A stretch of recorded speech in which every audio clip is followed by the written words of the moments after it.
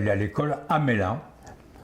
À Mélin, je suis allé d'abord à l'école maternelle et ensuite à l'école élémentaire qui était dans la même maison, c'était dans l'ancienne mairie de Mélin, le premier étage. Il y avait l'école élémentaire où c'était le père Richard, comme on disait, l'instituteur, et l'école élémentaire, c'était sa femme. Donc j'ai commencé à l'école maternelle. J'ai commencé à l'école maternelle et j'ai fait jusqu'au certificat d'études à l'école élémentaire, avec 4 divisions.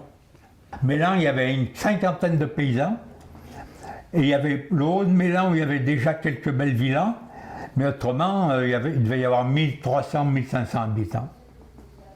Donc c'était un village agricole. Quand la guerre a débuté, je devais avoir 37, 38, 39, 40. J'avais 3 ans et demi. Je me suis rendu compte que quand j'ai commencé à avoir 7 ans, et quand il y a eu la journée avant la libération de Mélin, avec ma grand-mère, on entend un bruit de chenilles et tout, on regarde sur la route devant la villa, 2 chars américains, ils stationnent, ils s'arrêtent, il y avait un poste d'essence en face, effectivement, et puis nous, la villa, elle était juste en retrait. Donc on va voir, évidemment, moi c'est la première fois que je voyais des chars, et ma grand-mère peut-être aussi, ils descendent, tout ça, c'était des Noirs, serraient les mains, bravo les Français, chocolat, bonbons, corned-beef, impeccable, et puis après, tout en parlant, ils font comprendre à ma grand-mère qu'ils allaient tirer au canon sur les Allemands qui fuyaient du côté de Domaine. Donc ils se sont installés, ils se sont mis à tirer au canon. Alors ça faisait du bruit, d'accord. Puis après, les Allemands qui s'en allaient eux aussi, ils ont essayé de tirer là d'où ça venait. Mais ils se sont trompés, ils n'ont pas vu d'où ça venait, ils ont tiré sur le fort du Saint-Hénard.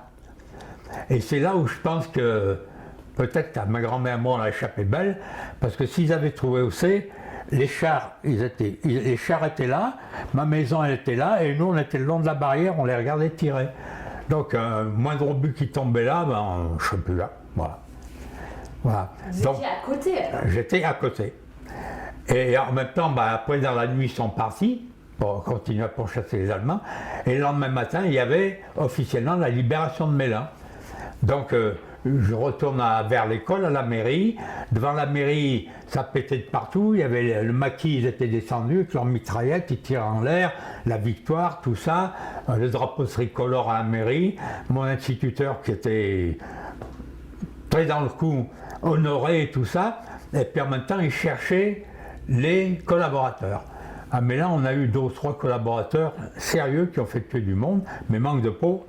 Ils avaient déjà tous foutu le camp.